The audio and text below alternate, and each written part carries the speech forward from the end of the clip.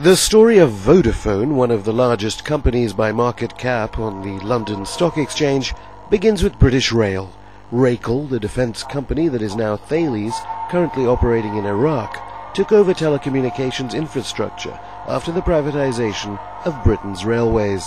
The UK Conservative government also commissioned Rail as the monopoly data provider for government services.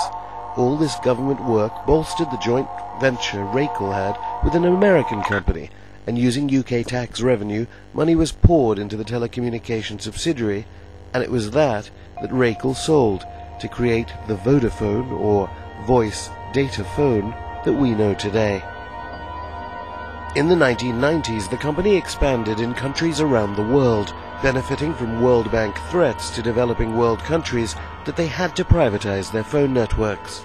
Using World Bank and IMF policy to fill its coffers, Vodafone launched hostile bids for Germany's telephone provider Mannesmann, and then formed Verizon Wireless with the old US government-subsidized Bell telephone company, Bell Atlantic. Only in France, with one exception from EU privatization regulations, did Vodafone sell subsidiaries, where it then took advantage of IMF policies in the Asia-Pacific region, which was expanding after China's WTO membership.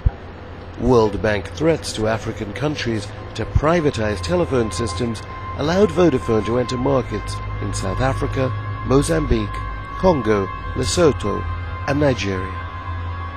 Congo, one of the poorest and most resource-rich countries in the world, is where Vodafone's telephones get their coltan minerals, which produce the tantalum found in every mobile phone in the world.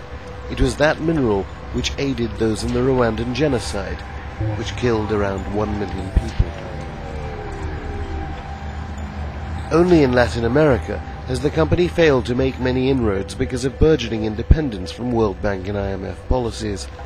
As Vodafone grew and bought up competitors in the developing world, the company made the largest loss in UK corporate history in 2006.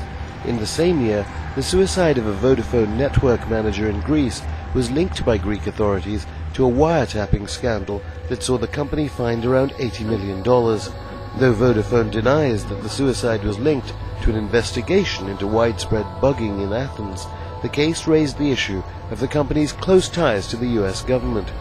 But whilst Vodafone has close links to governments, no conclusive evidence of the company's connection to security services has been established. In the meantime, Vodafone has given $18 billion to shareholders as it instituted massive share buyback programs. In 2007, emblematic of Vodafone's expansion in developing nations, the Kenyan government launched an inquiry into shell companies and how Vodafone used them to work behind the government's back when it came to the country's biggest mobile services. Back in Britain, where the company first started, low-pay groups have focused on Vodafone's excessive charging for the poorest in society, imposing penalties for those who don't pay by direct debit. But whilst financial analysts predict a fall for Vodafone because of poor strategic thinking, the fact that its ex-CEO works with the former head of MI6's business relations unit at consultants Hackloit only confirms what many in the spying community believe.